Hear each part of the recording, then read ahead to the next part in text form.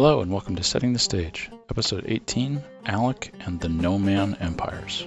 We are looking for more people to interview, so if you're a DM or you know a DM that might be interested in coming on the show, you can check out more about how to apply at www.gocorral.com/sts. And without any further ado, let's get into the show. Today I'm here with Alec, and we're going to talk about Alec's campaign. Before we get into that, you get the special note that I'm recovering from a cold at the moment. Oh. So I will definitely be editing out some coughs on my end. No worries. But I just took a shot of cough syrup, so should be good on that count for the most part. It's not COVID, is it? No. I had that like a month ago when you had messaged me, and I was like, oh, I'm glad you're not trying to do it this month because I was out. But yeah, no. Good to hear it's not that. Yeah, I got it last year. Okay.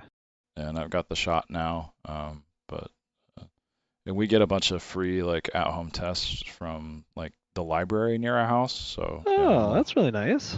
Yeah, I got to grab one of those and do the little stick a Q-tip up your nose thing. Oh, So it's not COVID. It's just a cold I got from my kid's daycare. Oh, okay. I know the feeling. I used to work at one of those. That's where I first got it. Not daycare quite, but kids stuff. Yes, I saw the camp counselor angle, which it looked cool. So I did want to ask you about that. Do you have any questions for me? Yeah. Whereabouts in the country are you again? I'm in California. Because you're on the West Coast, right?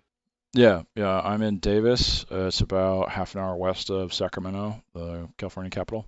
Okay. Very nice. So it's a university town in the middle of farm country. So it's. Okay. We got a lot of those over here. Don't worry. I know exactly what you mean. Yeah. Kalamazoo might be one of those. Yeah. Where are you from again? I forget. So I'm from the Twin Cities here in Minnesota. So okay. Yes. Just the biggest cities, really. Within Minnesota, and I'm from the suburbs mostly. So I've lived on the north, the south, the west. The east. I haven't lived on the west side yet. Okay. Yeah, just moved around the cities. That's what a lot of people here do. Yeah. So it's not the Twin Cities. It's a little more rural than that, but it's you know the vibe. Yeah. Oh yeah. Yeah. The summer camp I worked at was way out in a small town in Wisconsin. So to get there, you drive through a lot of little towns with 2 bars and 2 churches, kind of thing. Mm-hmm. Yep. The thing that makes Davis unique is the city plan is very heavily influenced by having bike paths everywhere. Well, so every street has a bike path, and there's also it's called the Green Belt, which is like a set of walking and biking paths that aren't on the road that connect all of the parks in the city. That's kind of nice. Yeah, so you can bike all around the city without having to go on a road, pretty much. Wow. That's actually kind of nice. You can't get everywhere, but you can get within 5 blocks of wherever you want to go by going on the Green Belt. That's pretty nice sounding. And is it a relatively, you said it was smaller, right? Kind of the college. And the college makes it pretty big because UC Davis is a big college, so I think it's about 30,000 students. Oh, yep. Okay, big. Yeah, and then there's all the staff that support the college as well. Of course. And then because of the bigger population, you also have more people that have restaurants and doctors, just because there's more people living there. Right. So I did an estimate once, the population of the town is 65,000. I think without the college, it would be something more like 10,000 or a little bit less, around that much. Okay. That sounds kind of similar where I went to school in down in Winona State. Kind of similar. It's way off away from the big cities. And similar college town that if the college wasn't there probably wouldn't be much. Mm-hmm. But yeah, there's another town that's kind of like it to the west called Dixon. It's just but west of Davis. So even further away from Sacramento. That is, it's just a little farming town. I'm pretty sure Davis would be just like that without the college. Are you from Davis, or did you just go to school there? I'm actually from the Bay, from Palo Alto. I used to live pretty close to where Facebook's campus was. Okay. So their campus was actually right next to a residential neighborhood. Oh. In Northern California, there is a yearly soccer tournament that is held in Davis. So when I was a kid, I was playing soccer, and I would go and I went to Davis every year to play in the tournament. Okay, cool. So you weren't too far. No, no, it's about 2 hours away to Palo Alto, but Oh. yeah, it's familiar with the town from when I was a kid. My sister went here, and then I came here. Then we were actually roommates after we went out of the dorms. That worked pretty well. Okay. Yeah, roommate you already know how to live with pretty well. Worked great. Yeah, those are hard to come by. Some Yep. nice when you get one. Yeah, and it's also like there's this pressure to get along because you're gonna have to spend time with them anyway. So you actually have to work out disagreements instead of just saying, fuck you, I'm gonna Yep. disagree with you and move out. My first one was such a nice fit because I stayed in my room the entire time playing video games, and he was just constantly out partying. And so but he was very chill because he told me how he once like broke a leg in school, and he was in the hospital for like a month or two. He just played World of Warcraft the entire time. So like he was super cool and chill with stuff. Yeah, he was a pretty cool guy. Right. Do you want to tell us a little bit about yourself and who you are outside of D&D? Give us a little introduction. Yeah, sure. My name is Alec. I live up in Minnesota, United States. I've been a lot of different positions in my life. Currently, I work at basically a construction company, but I'm just in the office, click-clacking on the keyboard. Right. But in the past, I've worked as a teacher, more data entry positions. I've worked as a camp counselor for like 9 years as summer camp in Wisconsin. Cool. And yeah, it was a lot of fun. I think that's actually where I got a lot of my DM skills, was working as a camp counselor. So, what else? We've got 2 cats. I live with my fiance, and we live with her best friend. And between us, we have 3 cats, and we love them very much. One each. Kind of. me and my fiance, we share 2, and then the one roommate does have the one. So, yeah. Okay. So yeah, basically. Yeah. So right. basically one each. They kind of have their favorites, so we kind of each do have our own, but still. Right. Okay. Cool. Yeah. Otherwise, I play a lot of video games. I play a lot of D&D, of course. I'm running 2 campaigns right now and like a mini kind of campaign for some friends, so like 3. And I play a lot of like League of Legends, TFT, Skyrim, and other RPGs and stuff. Cyberpunk, Okay. kind of just a general smattering of games. Yep. All the big ones. Yeah, pretty much. Nothing too deep or crazy. Yeah. Tell me about how you got into D&D. What brought you into role-playing games? Yeah, it's a bit of a story because I don't think my beginning was like too many, only just because of the size of it. My very first experience with it was I was at the video game club at the college I went to, which is like one of the biggest on campus. Rents out the whole lounge, under the cafeteria type of a thing. Yep. Everybody's bringing GameCubes and their laptops and stuff. Everybody's playing games. But the D&D club obviously met at the same time because there's a lot of overlap. A lot of makes sense. D&D players like video games usually. So some of the members would go play D&D in one of the little conference rooms, and I remember this is bad at the time, and I obviously don't like that I thought this, but at the time I was like, that's so nerdy. Like, there's no way I would ever want to do that. This is like the first year of college, and I just you're sitting there with thinking. your LAN party GameCube, and you're saying D&D is nerdy. Yeah, I was munching Doritos and chugging Mountain Dew from like 7 p.m. to 7 a.m. like playing Skyrim and Borderlands. Like, what right did I have to say that? But I don't know. You're not wrong, but yeah, true. It is very nerdy. But I put judgment on it at the time. But as the years went on, I kind of calmed on that, and eventually I got tired of games kind of being limited. Like, sure, you can do a lot in modern games these days, but you can't like completely improvise, and that's what I was looking for. And so one of the video game club members, he was like, hey, I've got a D&D campaign, we've got an open spot, we're only like level 3 or level 5, do you want to join? And I said sure. And so I started looking up some of the rules, like just on the SRD. I bought a set of dice from the local shop, and I knew basically next to nothing going in. I think I played a druid, but I don't remember anything about my character.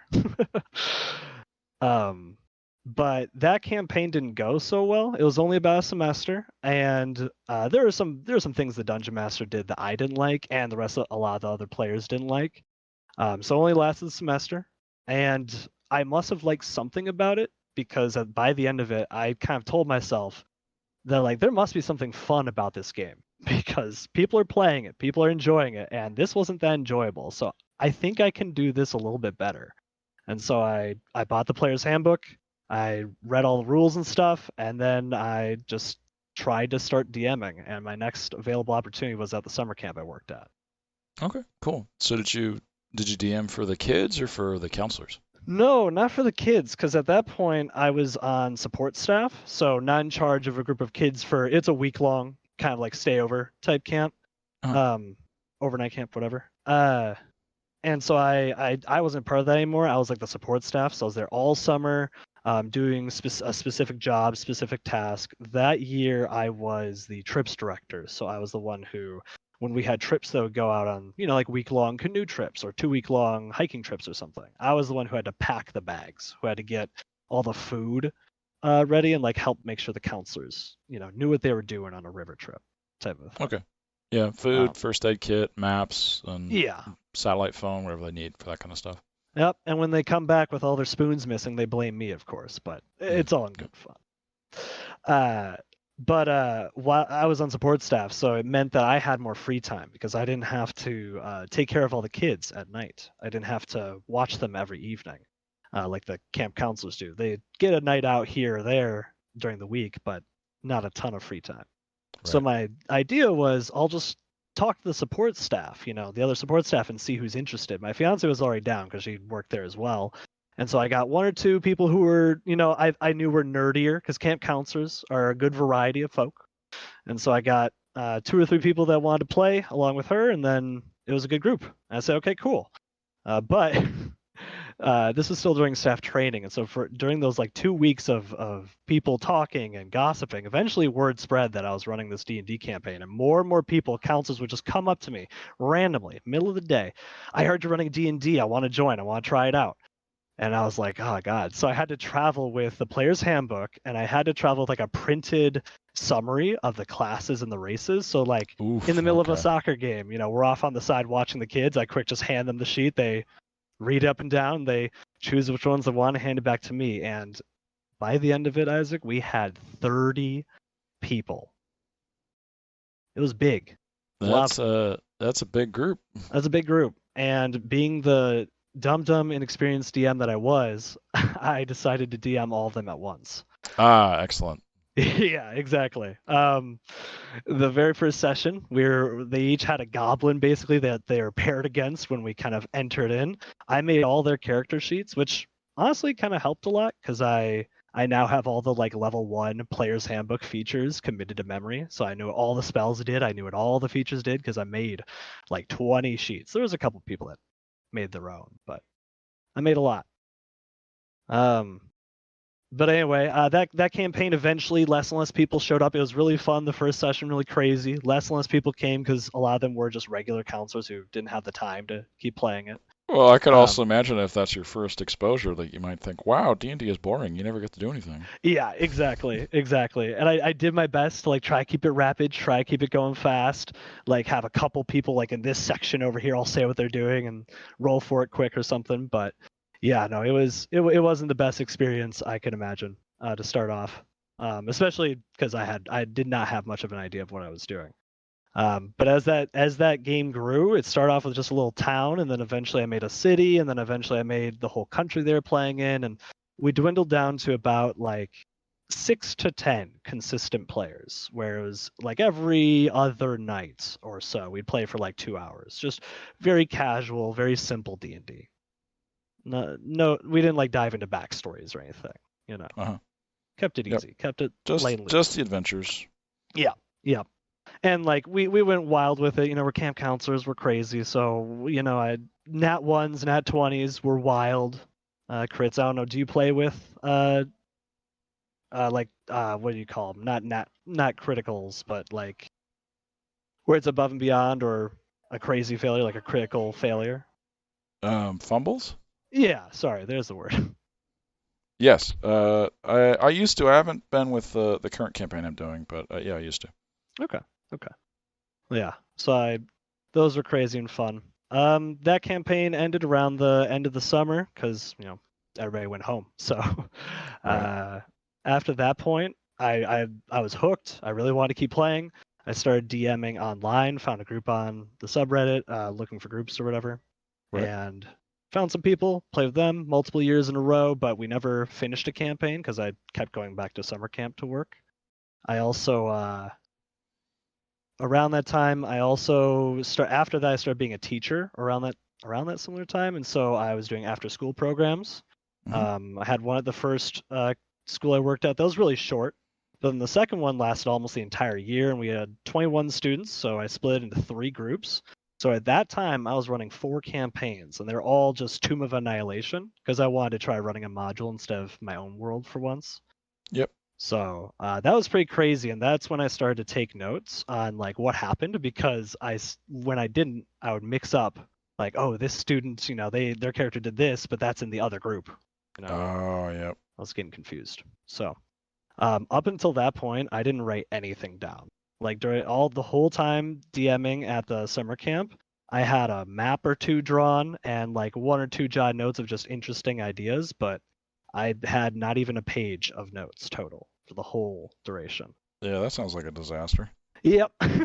Yeah, it was. It was a messy, wild campaign, but it was really fun. A lot of people, a lot of the camp counselors now who played, they'll sometimes reach out to me and be like, "Hey, like I joined a real D&D group." I'm like, "Thank you for joining a real group," because that was not real D&D. I made sure like telling them Oh like this is man. not regular D&D. This is just for fun. But um, about 4 years. Oh, sorry. Just the casual insult. Oh, Oh yeah, I joined a real D&D group. well, hey, it's the truth. It's the truth. They had a great time. We all did, but it was not like good regular D&D. Not what I would Yeah, consider yeah. at least. Yeah. With people you know, they can joke with you like that, of course. Oh yeah. Oh yeah. It was a lot of fun. We had a lot of just silly over the top shenanigans. So it was one of those more loosey goosey games. Yep. But about 4 years ago is when I started to like try to be a better dungeon master, try to like Hmm. actually learn some of the skills. I started watching more videos like, Matt Colville, Matt Mercer, those kind of things. Yep. And I actually started writing notes. I started writing things down. And that was for an in-person campaign, which has still been going for these 4.5 years. We took about a year and a half off for COVID. But we've still been going strong in person. And then I also started 2 paid games on a paid DMing site. So that was an Hmm. interesting experience. One fizzled out pretty early, but the other we stuck through until they all died, which was like 2 years in. And I have another group that actually just ended recently, back in September. Well, I guess it's not recent anymore, but in September they finished. So I had my first actual successfully completed campaign recently. Cool. Yeah. That Uh, that I'm not surprised it took you that long. It does tend I to be know, kind right? of rare. For the paid ones, were you doing Tomb Annihilation for those? I know paid games No. tend to go for more for modules. Yeah, no, it was actually just homebrew. I was Okay. actually running my first setting, the one I had made at the summer camp, a little bit more refined, but still not like the best setting ever. But yeah, no, I was just running all homebrew for that Okay. one. Cool. Yeah. I when we had first started that one, I gave them a choice just like I usually do. I have like a couple maps of different areas I've drawn and I say like, hey, here's maps, here's like a picture for inspiration, here's like a 1 paragraph blurb. Which of these settings sounds cool? And Gallison, my first setting was the one they chose. So uh, Okay. So is that the same setting for that you're using for the 3 campaigns that you're running now, or are they all the same world, different world? they're all in the same world. All of my games so far have been in the same, aside from like crazy one shots here or there. Yeah, Everything's yeah. been in the same world. They're all just in different countries, all in different areas, but they currently take place all in the relatively same time period. which was really fun because I had these 3 campaigns ongoing all at the same time, and they're all getting to like similar level. They all were about like level 10, which is when you start to get those like fun, bigger spells, like teleporting around the world a bit more. Yep. Your horizon expands. And so there's actually a couple moments where I got to do some crossovers. None where the players actually met each other, but like their characters met the other group of characters and stuff like that. Oh, okay. So the scheduling didn't work out for that, or? Yeah, scheduling, and one of the groups was in person, another was online, and I didn't want to figure that out logistically, so it was Yeah. just easier for me to just roleplay their characters to the best of my abilities. But Right. I think I did okay. I remembered the question I was going to ask you before. Yeah. It was during the COVID break, is there a reason you didn't move to online play then for your group, or was it just sort of momentum was lost initially? No, yeah. Some of my players have difficulty when it comes to paying attention to something if it's not like right there in front of them, get distracted easily, that kind of Yep. thing. Yep. And so I just to help, we did try. We tried, I think, 1 or 2 sessions, and about half the group just wasn't feeling it. They weren't able to hold the attention the same. People were losing details. It wasn't great. So we decided, you know what, we'll just take a break from D&D. We kind of were getting to the point too where the plot was getting a little bit long, and we were at kind of a natural stopping point. So we were like, okay, we'll just take a break. And then once COVID started, and I guess that was more for online, but there were COVID concerns as well for in person, Yeah. of course. But Yeah. once COVID started to die down, we were like, hey, let's get back together. And now we have been playing officially. I actually, because I like to keep track of, how the calendar, like when we played and etc. And I found out that they're actually halfway through the campaign, or their COVID is the halfway point. That's what I mean to say. COVID is the halfway point. They've played as much after COVID, the COVID break, as they have before the COVID break. So it's kind of neat I see. to finally reach that. All right. Did you want to give us a description of your world now? What's the name? I actually don't have a name. Okay. That's not unusual. Yeah, my style is very much like I build as we go. Obviously, when I first began, that's all it was. But now I do a little bit of pre-planning and things. But so far, the name of the world just hasn't really come up. Not a single one of my players have ever asked, and it's never been mentioned in game. It's never mattered in game. So I honestly just haven't named it. But I do still have like settings within this world, all on the same globe. My first one is Galson. I call it like my baby setting, or my like video game setting, because it's one of those, first DM maneuvers where you've got just sort of an islandish nation.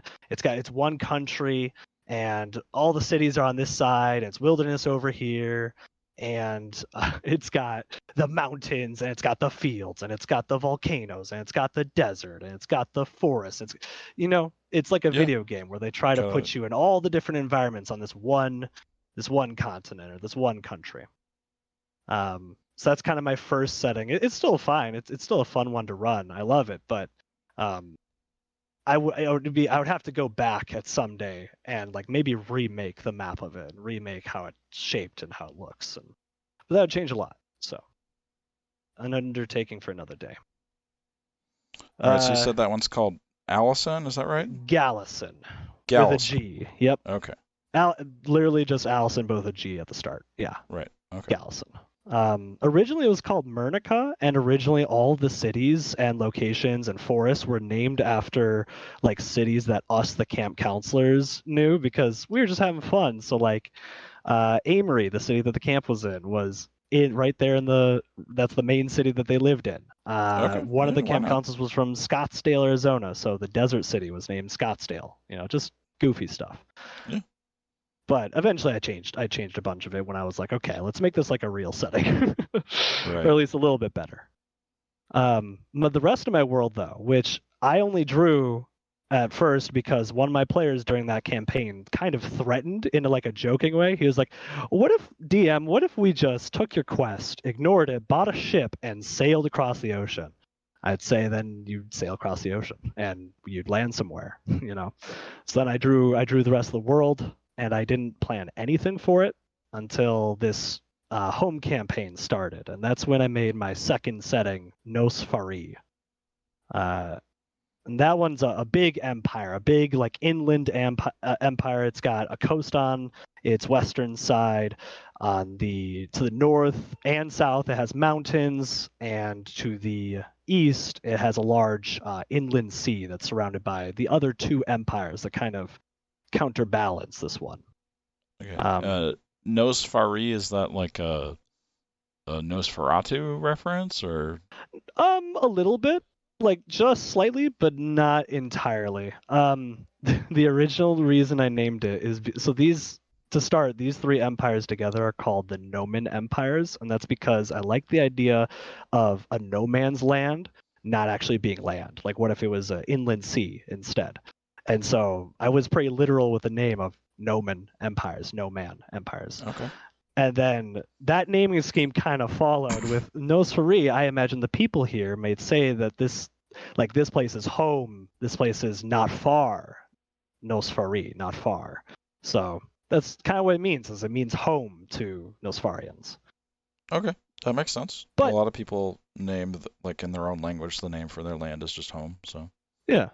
But a lot of the architecture, especially with older Nosfarian and more ancient Nosfarian styles, is more Gothic.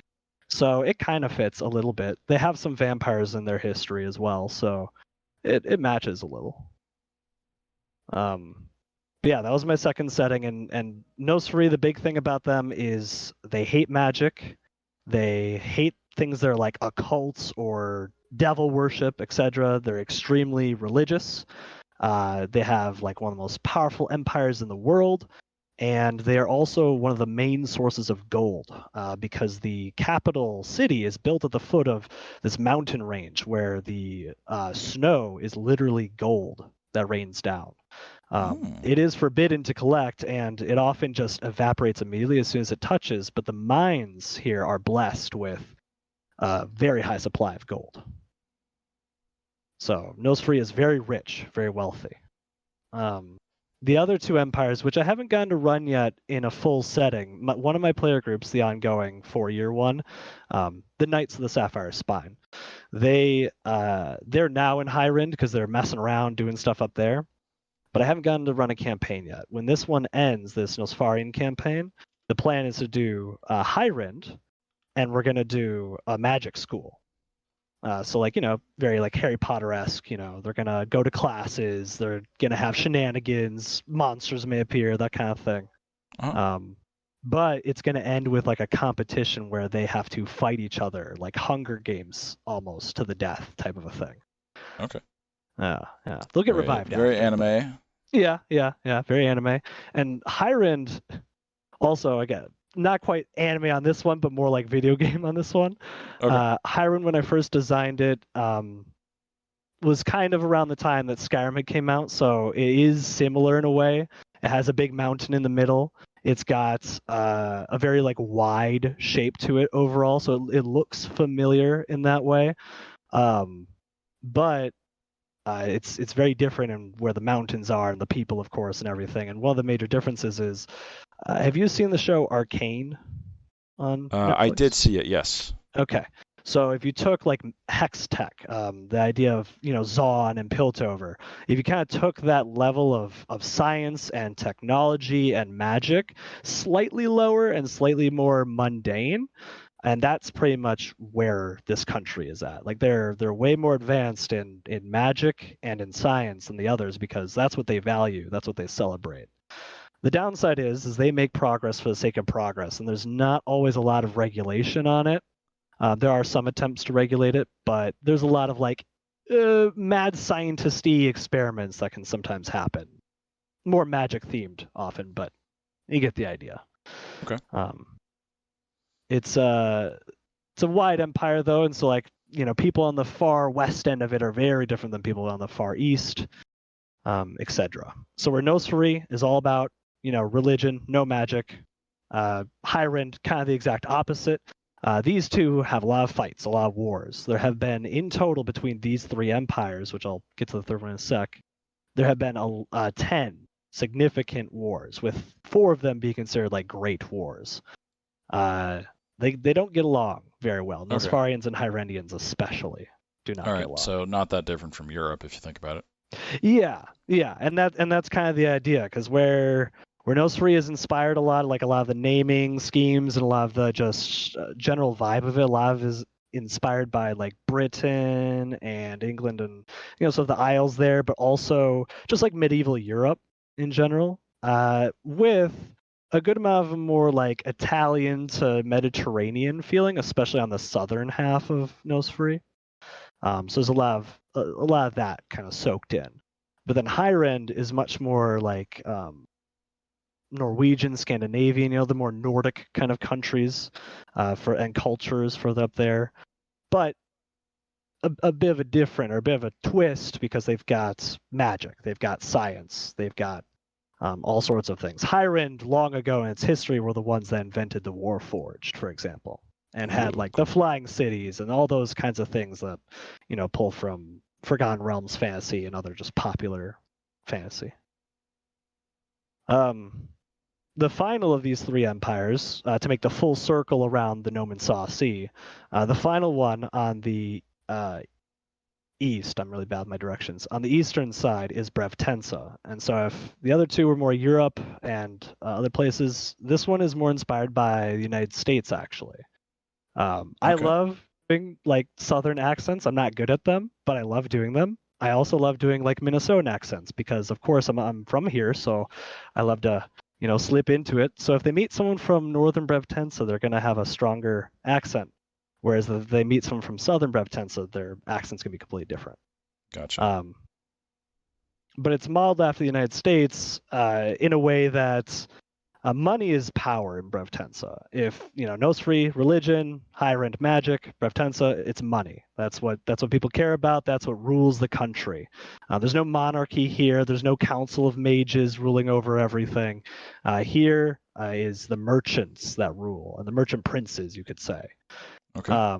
They do have a council of the vault, but it's if you have enough money, if you have a big bag of gold and you come to Brevtensa, you can buy your nobleship, basically, All right. is So the idea. just straight plutocracy, like openly. Yeah, just open about it. That money is key, money is everything. They allow anybody of any religion. And so my design intent with that was, if I have players who want to worship some Forgotten Realms religion that isn't in my world, I'm not going to stop them from doing so. And so I want a place for that. So Brevtensa is kind of my place where, okay, you want to be from some foreign land or you want to worship some god that isn't normally seen, you're from Brevtensa most likely then. Kind of Gotcha. to help my players root themselves in the world, even if it's something that normally isn't part of my world. Yeah, I've got a similar rule, but my players have never used it. Where it's I do my world's based off the Greek gods, but there's all sorts of Right. other pagan religions that exist around that time. None of them went to bite for that. None of them wanted to go in for one of the pagan religions. Well, I mean, I wasn't thinking like I don't know, Skior or something. I meant more like you want to be like a cleric of Palor. Like Oh, I see what you mean. you Okay. could just drop in Palor and say it's a pagan religion. Yeah, You don't yeah. have like the huge faith that backs it up like in Greyhawk, but it's still there. Right. And none of them have taken you up on that. They all stick to your like homebrew or the Greek ones. Yep, yep. No, Okay. nothing outside of that so far. I've Huh. been toying with a little bit of Norse god stuff, but I was the one that introduced that as well. See, I have like the opposite. Until recently, I didn't have any players that would do my religions. They always would do just some Forgotten Realms one or like Thor or something. But I have now had one or two clerics of religions in my game, so it has been fun Yeah. to have that. That might be because my players have been playing for a lot longer than yours. Like we've been playing for 20 years, so we kind of had our little Oh time yeah. with the established gods, and now we're kind of moving on to whatever works with the world that already exists. Okay, yeah. Wow, that's definitely different than mine. Most of my players have only been playing for a few years, so a lot of mine are usually brand new. Yeah. Um, so that makes There's sense. this there's this feeling, D&D you can do anything, but it still feels like there's maybe not a wall, but like a curtain. So there's a little bit of a barrier that you don't want to cross if you don't feel secure enough to go outside of uh, y- uh, I'm losing the metaphor here, but you get the idea. No, I see what you mean. I see what you mean. There's an implied barrier there that this is what the world of D&D is supposed to be, and so these are the gods. They're supposed to be in the world, so it makes sense. I know what you mean. Mm. No, thanks for going through all three of the places. I had a question about the golden snow back at Farii. Is there a story behind how that started, or is it just like it's magic, whatever? Yeah. Out of game story, I wanted something interesting, something that really would just be a visual symbol that would, because Nosfarians, I mean, all three Noman Empire, like the peoples of these empires, they're all arrogant. They all think that their empire is the best and the right way to do things. But I need a good reason for Nosfarians to be like extra about it. And having clouds that literally rain down golden snow so the mountains shine with gold when you see the sunset coming down, I thought that was a cool, interesting idea. In game, I haven't fully decided yet. I know that it has been touched by some sort of divine presence that isn't necessarily the gods that they worship in this country. Okay. But I haven't decided if it's a powerful being that did worship their gods and wanted this land to be blessed with gold or something, or if a god once like touched down here and just their presence causes this to happen. So Okay. still forming up on that. My players haven't actually gone near these mountains. They haven't seen them in the distance. They haven't gone close. They haven't visited any of the cities nearby the capital. None of it. So I've been able to avoid coming up with that reasoning. So it might not even be relevant. Yeah, no, I have no clue. That's how a lot of my stuff is built. Is I go as my players need it. These days, though, I have been having a lot more fun doing stuff in the background that my players won't ever see, most likely. I was never a huge history person in school, but recently I've started to have a lot of fun trying to design the history of these empires and like how they started and where they've gone, what wars they've had, that kind of thing. All right, So I'm still figuring that you stuff out. That's what got you doing the 10 wars and the 4 great wars you were talking about. Yep, exactly. And my players, they kind of know this might be happening, but they might have accidentally kind of started an 11th one, but we'll see. I've got some roles to do behind the screen, and I've got 1 or 2 players who have become NPCs. I got to ask them some questions. Because we've had players drop in and out, and so when they do, I like to keep the characters as NPCs in the world who are there doing stuff.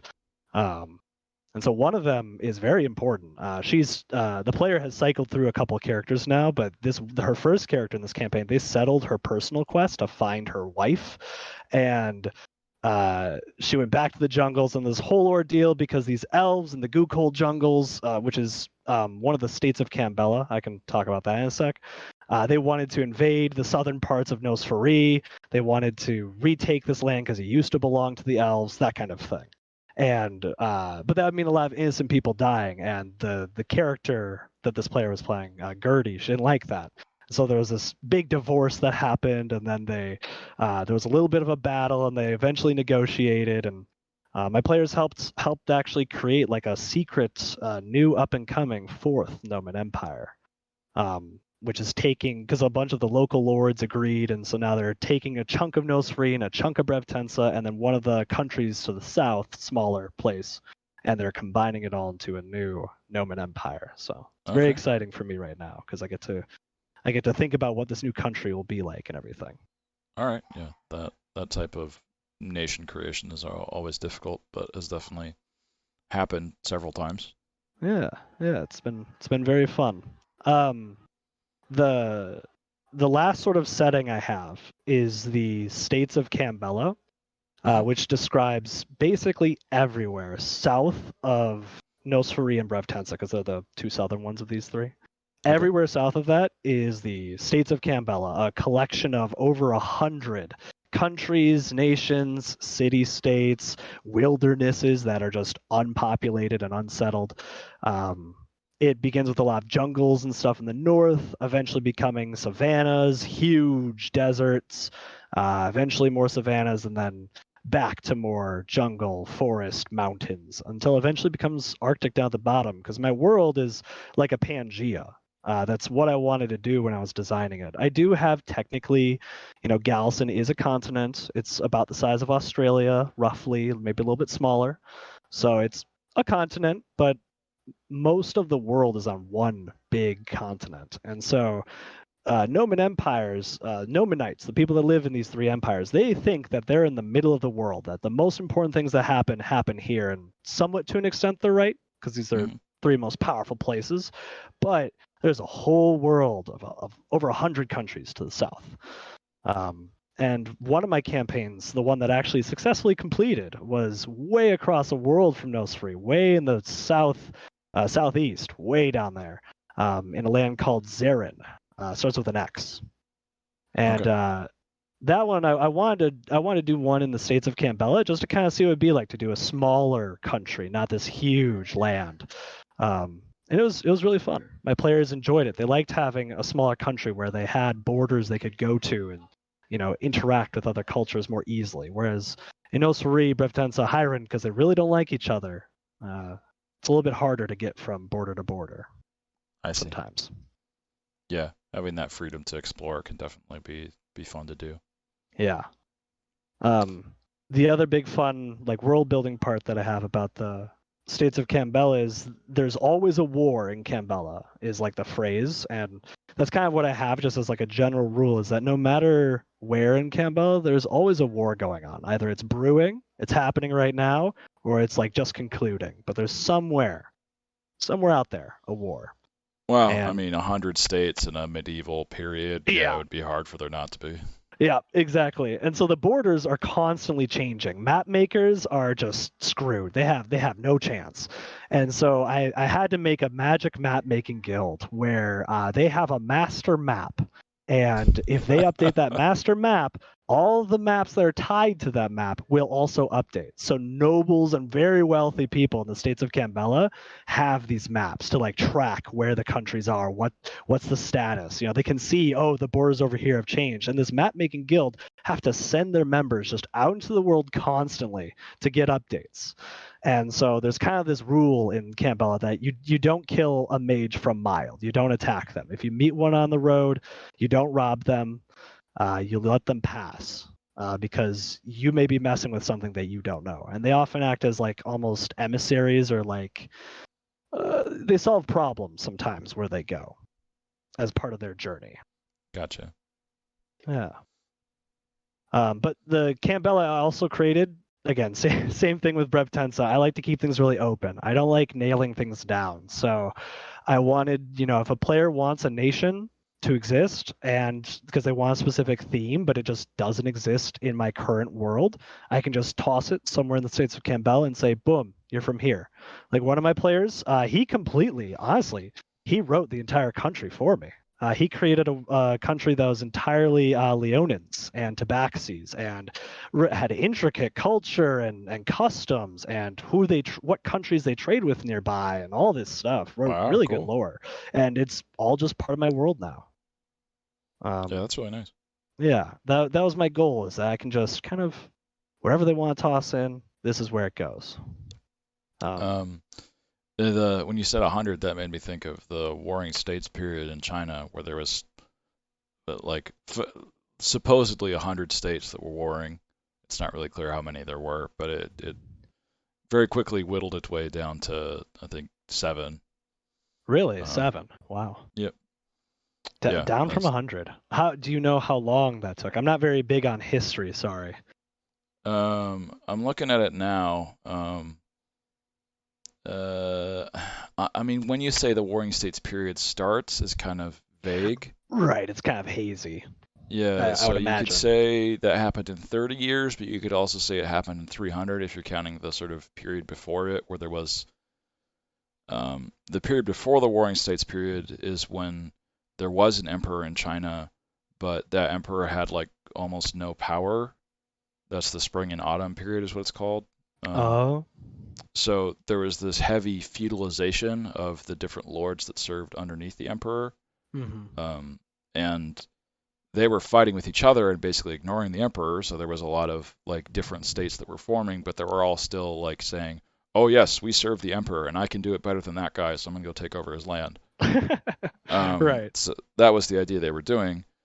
Um, and then the Warring States period starts in about 480 BC, when the emperor is, I think, actually killed or something like that. So there no longer is an emperor. It's now just, yeah, we're just fighting each other. We're not pretending that we're serving the emperor anymore.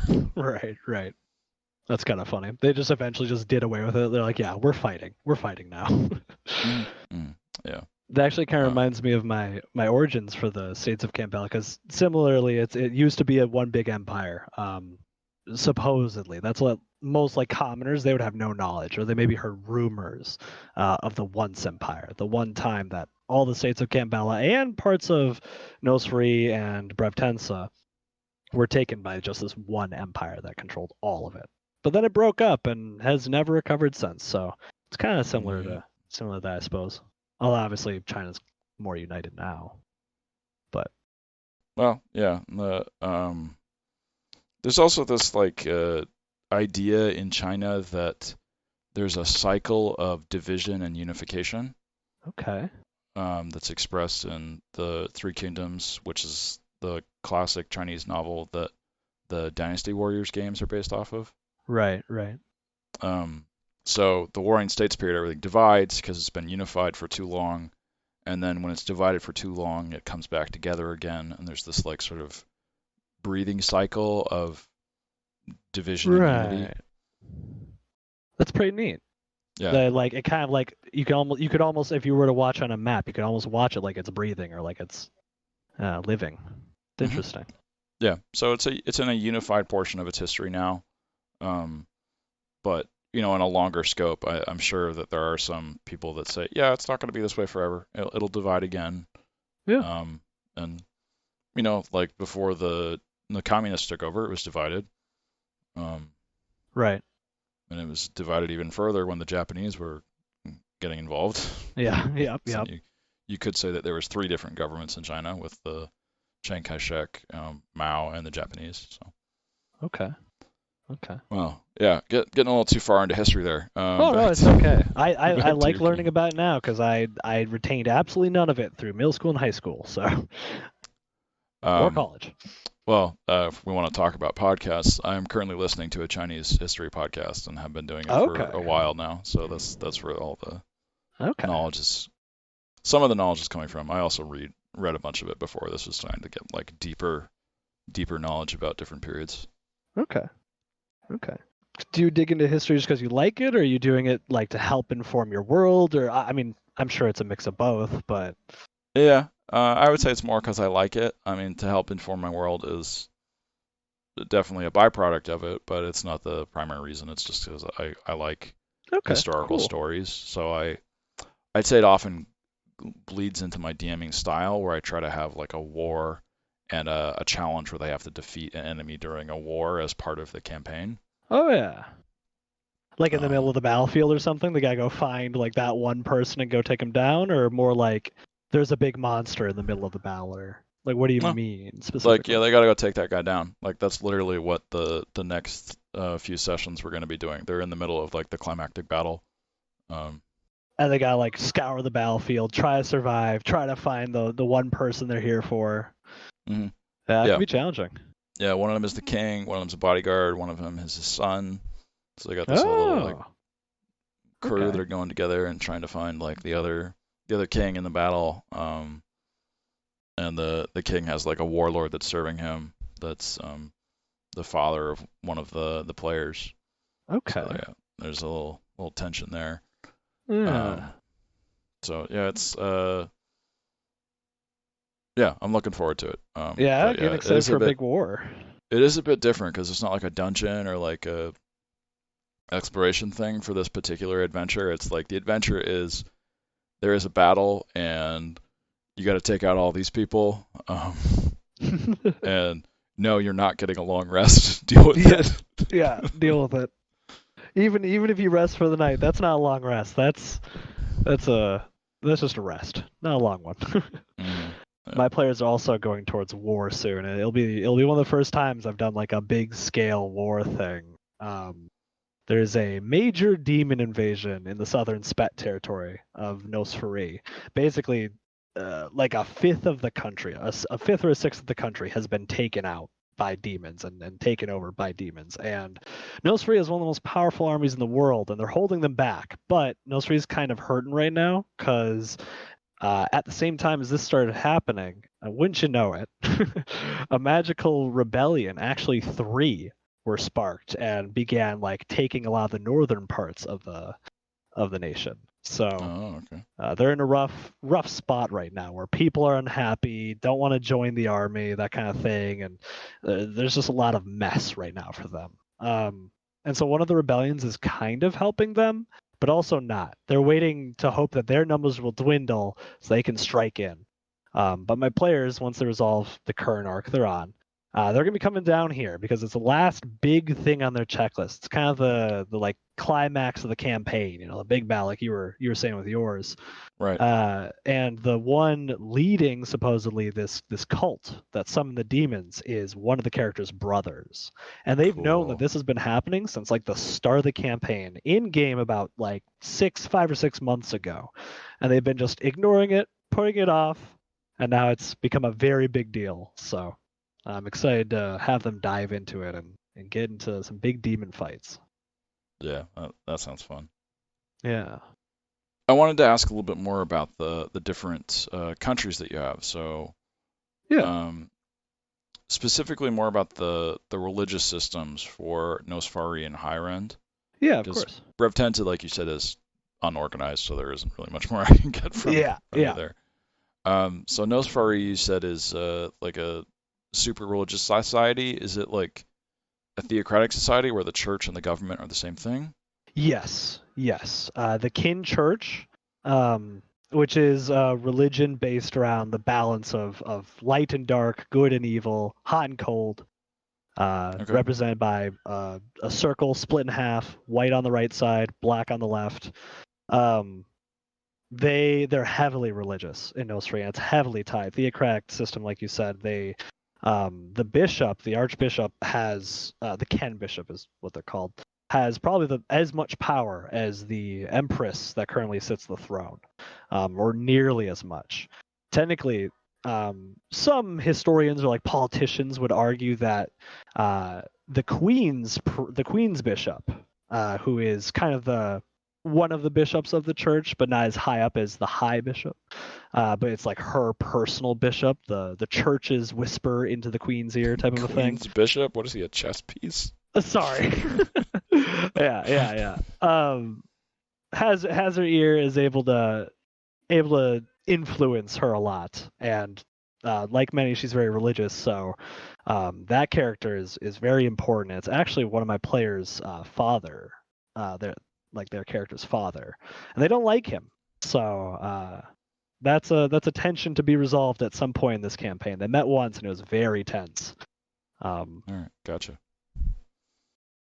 But yeah, so it's very tied to everything they do. Everybody is expected to go to worship at least twice a day. They have it at noon, and they have it at midnight, and they have it at dawn, and they have it at dusk. So it's kind of, you pick one set or you pick the other set, and you go. And if you can't make it to a temple or church, then you worship where you are. But generally, people, they try to get you to go in. Okay. Hyrend is opposite, whereas like religion is everything in Nosferatu. Hyrend, it's a service. They do have temples. Any city is going to have at least one Haus der Invention. A lot of the names and stuff are German because I learned German in high school. Not good at it, but I like to name stuff after it. Yep. And so the Haus der Invention, House of Invention, is the one place where there are temples, or where there are effigies to different gods, and you can come to worship. They do sometimes have the kin, though those often get destroyed because Hyrendians don't like Nosfarians. Right. But they have some other gods from other countries here and there. A lot of them are much more like focused on magic or invention, creativity, that kind of thing. Okay. But they're like a service. You go there because you broke, like your arm got chopped off and you need it regrown, or you need a wound closed. Obviously that one is going to be a big cost, big expense, but Right. they're like a service. And not only are they like a service, they're like a service you don't like to deal with. It's like people who like think that garbage collectors are dirty or something, don't it's a low job or something like that. But it's a Yeah. necessity. We absolutely need it to survive and to thrive as a civilization, that kind of thing. And so Hyrendians have this interesting relationship where they need this service, but they don't like it. They'll actively protest a new temple being built, but they also desperately need the healing and the medicinal services they provide. Okay. Um, So they sort of resent that they need to get that service it, from a higher power instead of being able to generate it themselves. Exactly, exactly. That's where Hyrendian pride is centered in the self, in being able to strive for yourself, create something new, and to contribute to the country. Uh, Whereas Nosri, opposite, the power and the focus is on a higher being. And then Brevtensa, it's just money. So my idea for Gu Kran is going to be, because it's elves mostly, they'll have a more like druidic religion that may form. Because a lot of the ones who are from Nosri, they're going to be worshiping the kin.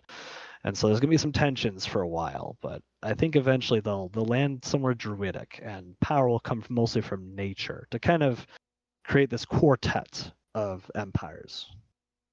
Gotcha. Trying to keep easy, heavy themes. I like that because, again, a lot of my players are new, and so it helps them a lot if these countries at least have like a bullet point list of like what's the big main ideas, and they can spread like butter across the entire country and then their whole culture, you know. Right. So I try to make them easy to identify. If they meet a Brevtensan, they generally know Brevtensan ideals. They know how a Brevtensan may act in comparison to an Osfarian that they meet.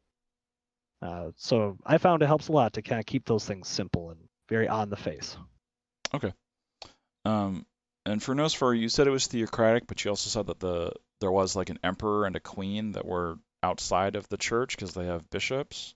Is that Yes. right? Yeah, technically speaking, it is a monarchy, but the church is so heavily tied to everything that the church has a significant amount of power. Most of the clerics there, a lot of the priests and things, they also are business folk as well, and like politicians. They're ruling as much as they are preaching worship and things. So it's very heavily tied. You would never see an event that has the gold queen, the empress. I call her the queen just because it's easier for people to say sometimes than the full title empress, at least in like common Nosfari, people, civilians, peasants, and things. They may just call her the gold queen, but technically she is an empress, and she has the ultimate rule over the country. But uh, there are a lot of things she couldn't do, would not be able to do because of the religion.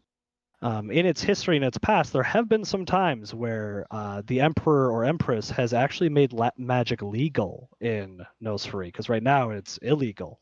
Oh, Um, okay. so in some parts of its history, it's a bit more rare, but there are a few periods where magic was legal, and one was recent enough, relatively, that the oldest people living in Nosfari, like the elves especially, maybe the dwarves too, they can remember what it was like when Nosfari had magic and was able to compete a bit more with Hyrend. It's hard to fight an army of wizards, unless of course, you have an army of clerics to keep you healed. But Right. I'm getting off topic here. Um, so going a little bit wider on religion, you said you have like your own set of gods that you developed for the world, as well as sort of allowing people to bring in whatever they want. hmm Do you want to talk a bit more about that custom pantheon? Yeah, sure. I don't have one. I have like sets of religions. So Nosri, the kin, over in Galison, so way off and away, is the original country where the six servitors were worshipped, and that's one of my pantheons that I have. And there, the six servitors, they're much more human gods. For them, I took a lot of inspiration from, like, Song of Ice and Fire, where how they have the seven in that Oh, one. right. Yep. And they're represented by people and very human ideals. They're not like the god of fire or something. It's they represent human ideals and human capabilities. And Right.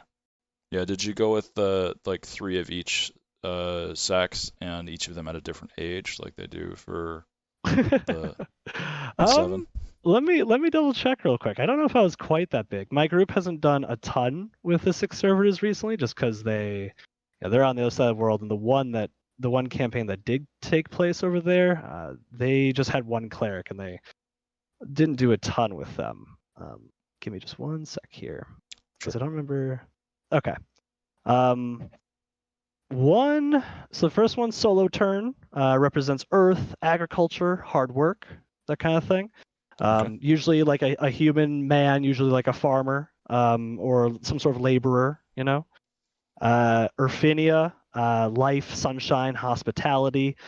She is sometimes a human, sometimes a dwarf, sometimes a halfling. It kind of depends on where in the country and just whoever runs that church and what they decide to have them represented by. That she can change a little bit, but she is usually a woman. Trudis, law, balance, honesty, and mercantilism, kind of like seeking the truth and making a fair deal.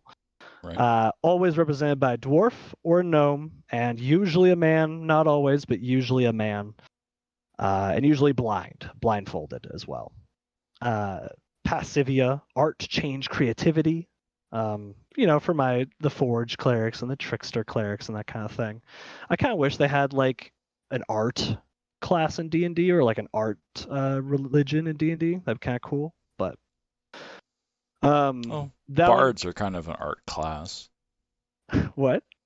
Well, bards are kind of an art class, aren't Oh they? yeah, I guess. Yeah. Sorry, I guess I mean like visual arts more so, or like crafted arts, not songs and things. But you could spin a bard as a crafter of sorts, or an artist of sorts, I suppose. You might be able to make an artificer work the same way, depending on how you flavored what they were doing. Yeah, that's true. That's true. Easily, I mean, blacksmiths easily can be like artificers and stuff, but you could get even more flavorful. You could do like maybe they're into like paper folding, origami. Yeah, yeah, That could be kind of sick. it's functionally going to be the same, but Yeah. Um, but anyway, it is a bit Passivia. difficult because you can't have like someone painting something during a combat. People aren't that Yeah. fast. Yeah, that's the hard part. And then at that rate, like if you say, okay, you magically whip your paintbrush and it paints it so fast, it's a little bit harder to believe. Yeah. So I agree. That's kind of the one thing really stopping is that crafting is inherently something out of combat. Hmm. Maybe it's the type of thing they make it ahead of time and during downtime, and then they whip it out during combat for the effect. Who knows? But Yeah, that's what I was saying about an artificer is that like yeah, they have like I don't know a grenade that they make, and instead of it being a grenade, it could be like a painting of an explosion, and they throw it. They do a little card flip to get it where it needs to go, yeah, and then yeah. they say the command word, and then the painting of the explosion actually explodes. I'm imagining like a canvas, and I'm imagining like a tiny gnome just like frisbee tossing, like just a fireball out there, but it's just this canvas just it like whips out there, and boom, just Yeah, erupts. That's pretty yeah, good. I like it.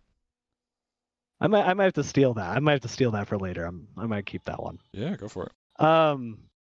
Anyway, Passivia always an elf, but androgynous. Never distinctly male or female. Always androgynous on that one. Yelder, usually like a dwarf or a human, in rare occasions has been represented by, or I guess half orc isn't as rare, but in rare occasions, a dragonborn. Oh, okay. But Yelder represents wilderness, strength, and travel. Usually wearing like a bear's cloak, like a heavy traveler who's going deep into the wilderness. And then and that usually Yelder is usually a man. I never actually like nailed Yelder down much on those details, but usually represented by a man, but not always. Okay. And then Orenya, almost always a woman, representing honor, sacrifice, and passion. It's kind of my war domain. So like she usually is like holding a sword that has been plunged through like a heart, and that's kind of like Okay. how she's represented. Gotcha. Um, so yeah, this is one of my pantheons. I have like other fringe gods here and there and religions that I haven't really used a ton, just because not many people have worshipped them. So far, I've had a cleric of Trudis, and I've had a honestly I don't. Oh, I've had a couple from like I said, Forgotten Realms here and there. but I've only had a cleric of Trudis. Otherwise, I have a couple other just random religions here and there that I just made for fun, just to kind of fill in the house intervention a little bit. One of them that I kind of like that one of my players using now, but he hasn't dove too deep into it yet, is I'm going to try to say it because I was dumb and named it something that's hard to say. I really should change it. Metallurginary. It's like metal, metallurgy, and imaginary, kind of like all combined together. And they worship the Flaming Mistress, herself the Inferno, a goddess of the forge.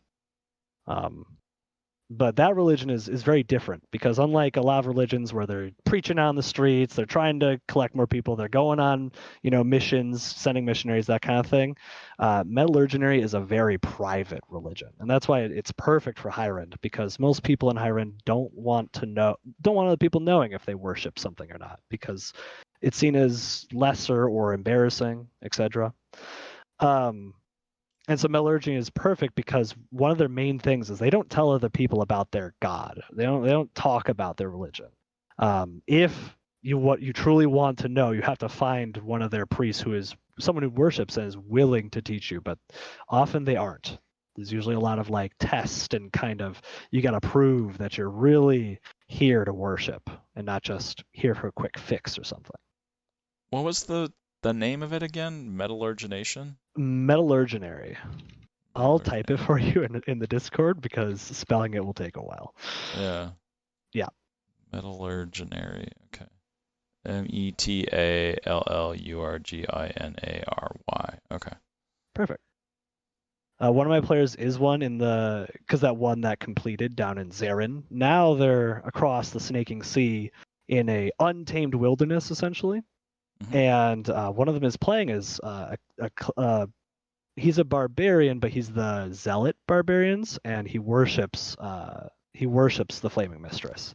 But we haven't gotten too much detail on it yet. We haven't dove too deep in. He has met one smith who also worships, but because it's a Nosfarian colony that they're living in, they can't really talk about it because there's punishment if you worship other gods in Nosfarii. So. I see. Yeah. Yeah, and that campaign is taking place west of Nosfarii across the Snaking Sea, which is this like supernatural magical sea where it's not super wide. It is big because the scale of size we're working with here is very large. Takes like a month to sail across, but part of that is because it's very turbulent in the center. A normal boat, unaided by magic, it's impossible to get across. You will get chewed up by the storm and the waves.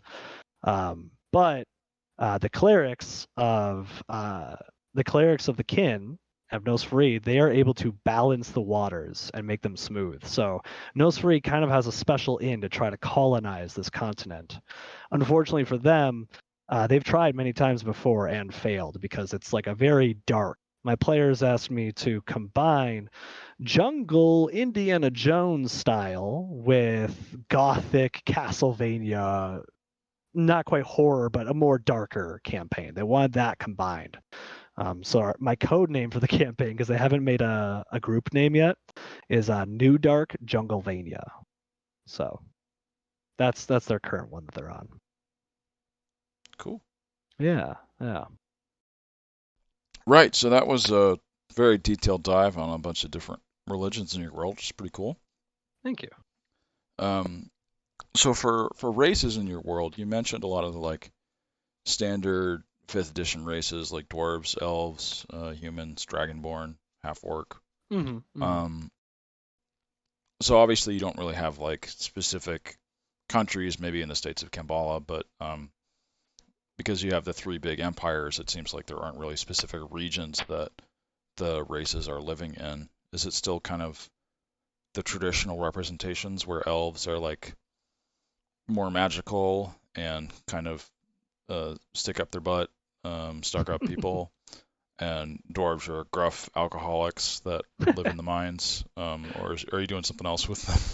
I think if I had to like line my general flavor of fantasy for my world up with like an existing sort of setting like Lord of the Tolkien, Lord of the Rings, Game of Mhm. Thrones or something else, I think mine is actually probably closer to like Forgotten Realms. I don't have a lot of experience in Forgotten Realms, but from what I can tell, it's relatively metropolitan. You can find a lot of different races in a lot of different places, that kind of thing. Mhm. That being said, there are some like trends here and there, at least within the Noman Empires. Humans, I mean, I kind of keep to, sorry, at first, I kind of keep to, like you said, the general stereotypes of dwarves like the mines and elves like the forests and humans just go everywhere, etc. I follow those to a degree, but then I kind of say, okay, well, obviously it's not where the only ones are. So where would the rest go and why would they go there? But you still have pockets of concentrated populations. Mhm. Humans are everywhere. They're most concentrated in Nosferatu, though. Humans and halflings, especially.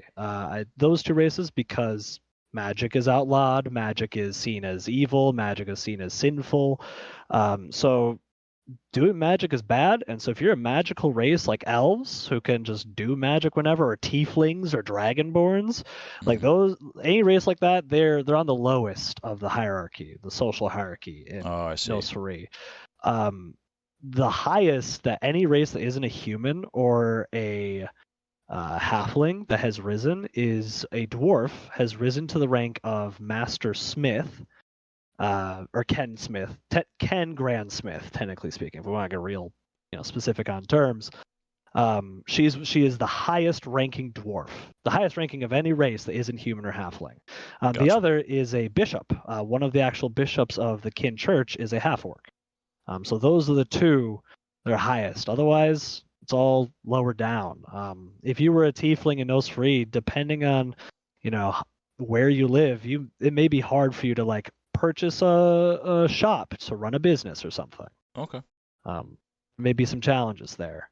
Uh, and so you'll find a lot more humans, a lot more halflings. Every bar you go into, you're gonna have stools that can kind of be put on top. Like almost like a high chair, Uh-huh. to allow halflings to sit at the table with humans and everything. That's just like a normal thing. Happens in all the bars and inns. Yep. Um, Get your you'll booster seat. Yeah, exactly. Get your booster seat, and of course, people make jokes about it, but it's more of a fun thing. Nothing against them because again, halflings are way up there with humans. So, um, opposite to this then is if you go to Hyrend, there are not as many humans. There are still a lot. They are still probably in like the top 5 main populations. But you'll find a lot more elves. You'll find a lot more tieflings, a lot more dragonborns. To the north of Hyrend is a dragon-ruled country called Sontar Dove, and that's where dragonborns are mostly from.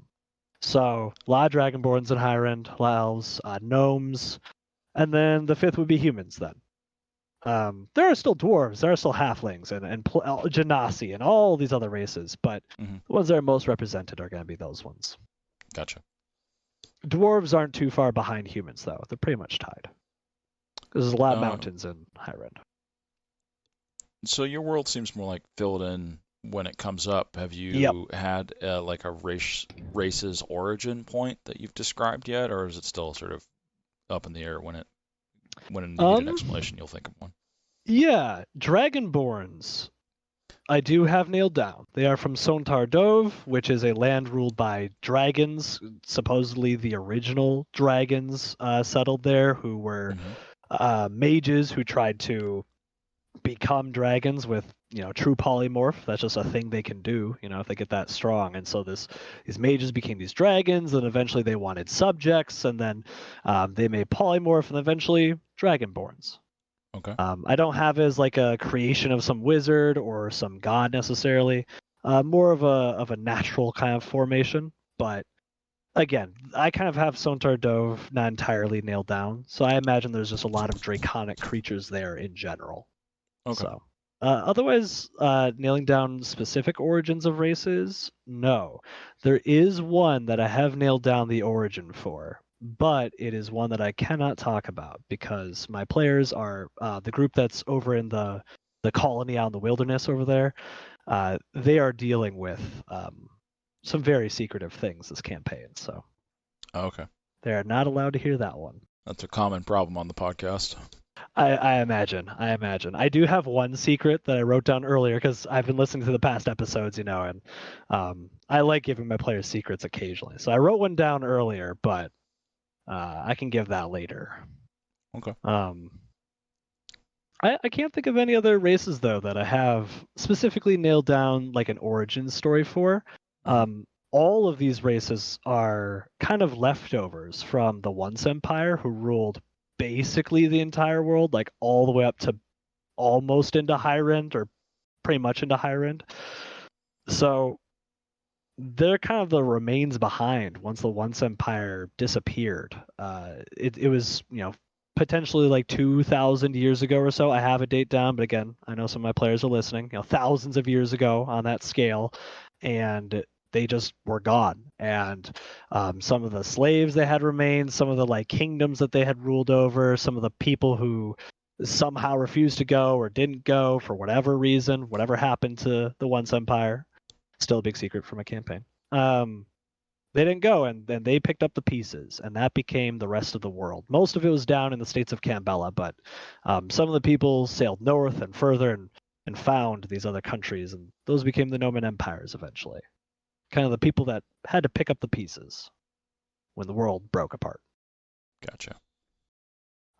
There also was another very climactic event, so that kind of caused a lot of issues too that happened after that point. So, I don't really have it's a roundabout way of saying I don't really have an origin, no. Because, like you said, I do nail my things down as we go, so. Okay. Yeah, I mean, the typical one is just like, oh yeah, Corellian and Larthinian made the elves, and Mordan made the dwarves, and Yolanda made the halflings. There we go, done. Made by gods, yeah. Yeah. It's a common one. I don't want to spoil anything. Have you read Stormlight Archive by Brandon Sanderson at all? I've been told to read it, and have not made my way to it yet.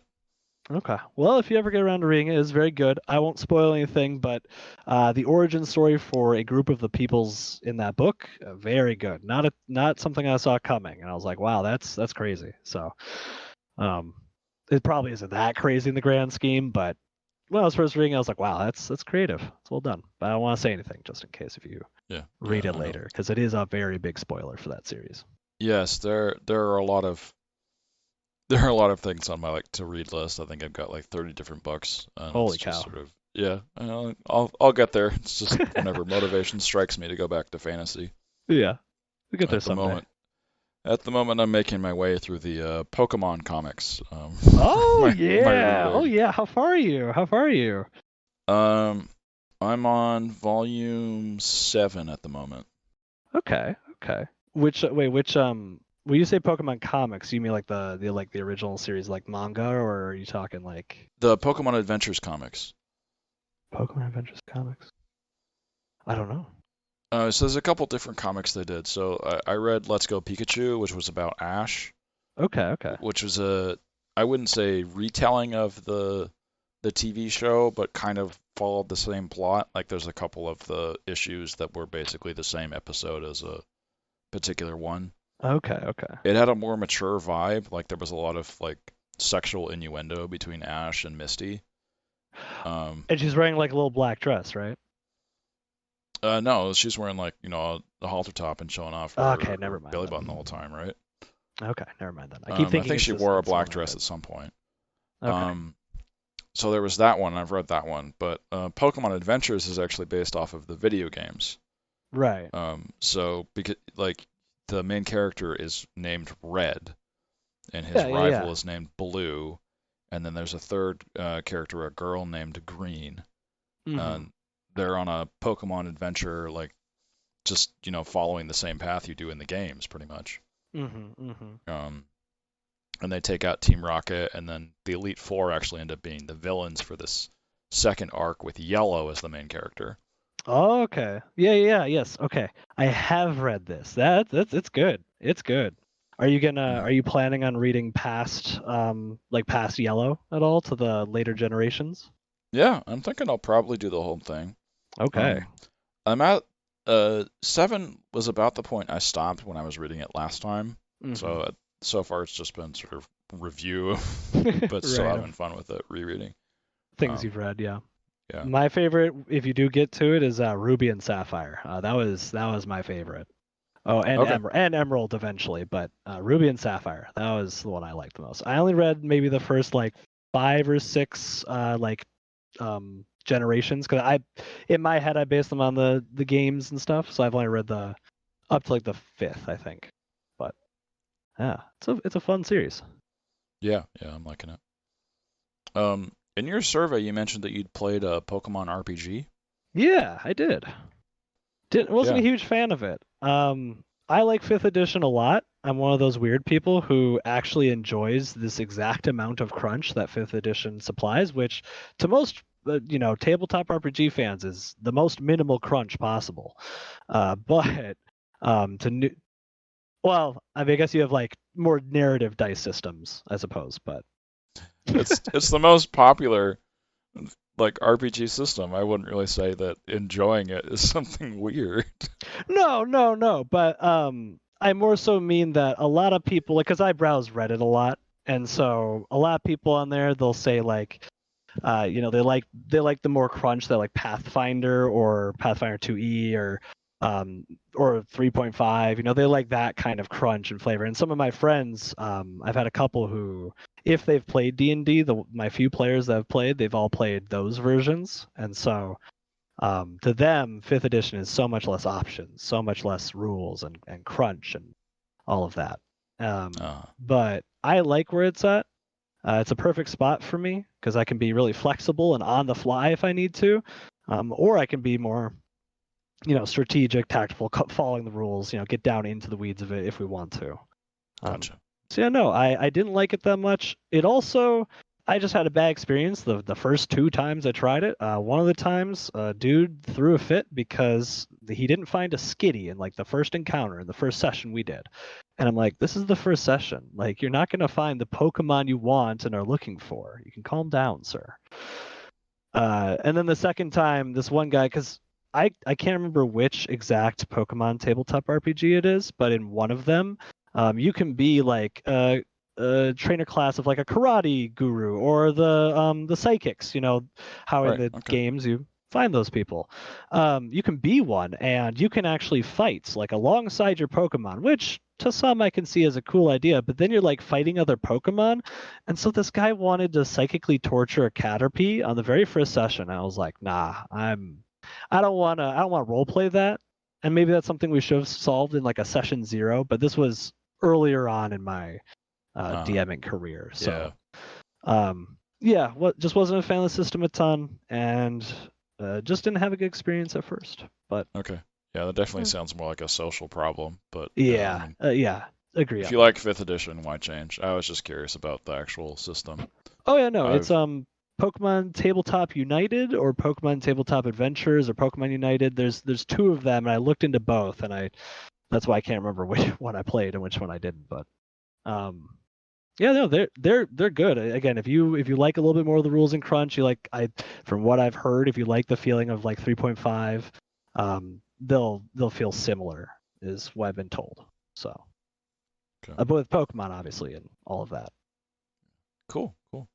I've actually also played a Pokemon RPG, but it was Yeah. a joke one that was put out by Dork Tower, called I think Pokemon Cthulhu, where you're capturing eldritch monsters and using them to fight other 10-year-olds. Okay, that's And pretty fun. you know, That's if pretty you fun. lose, you lose your soul because they're consuming it.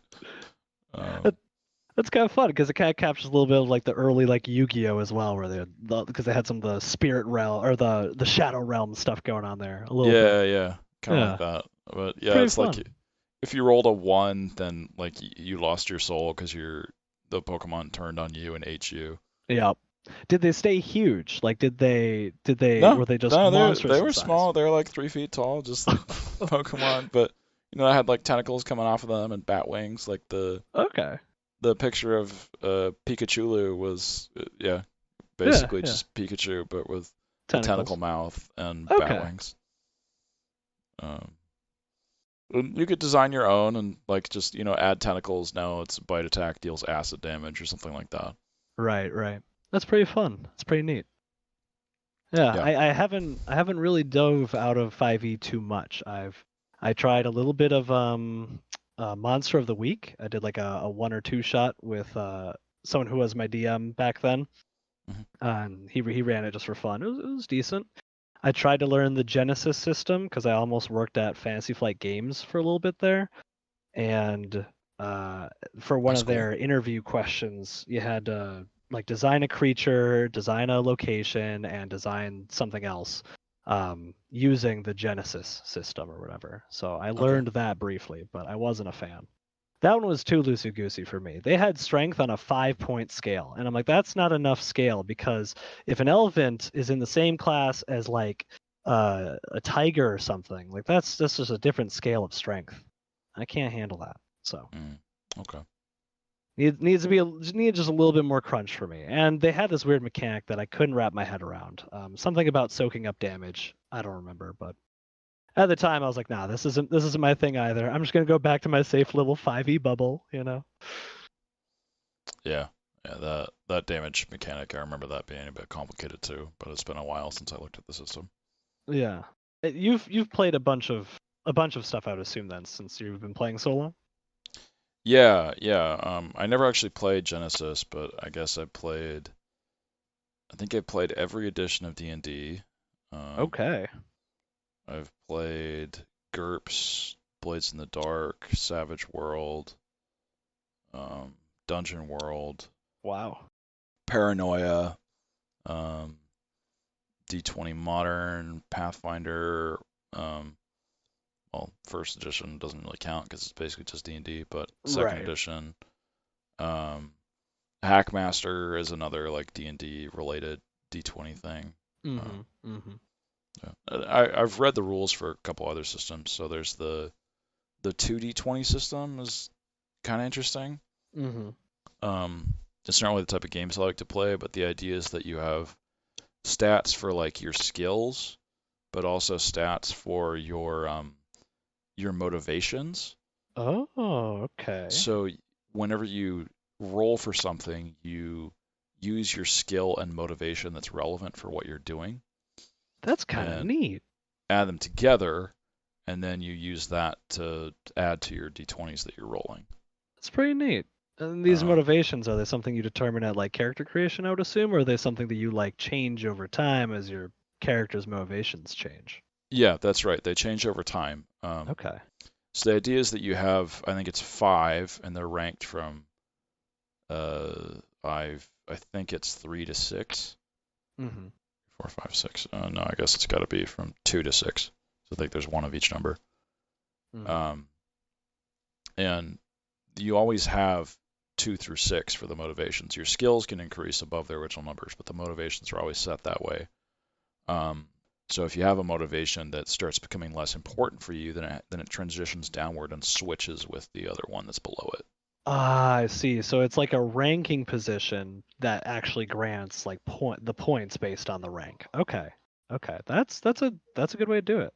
If your like ambitious self starts being stronger than when you envisioned in character creation, then you'd move it up a point, and your love thing and whatever might move down a point. Right. What system was this? It's called the 2D20 system.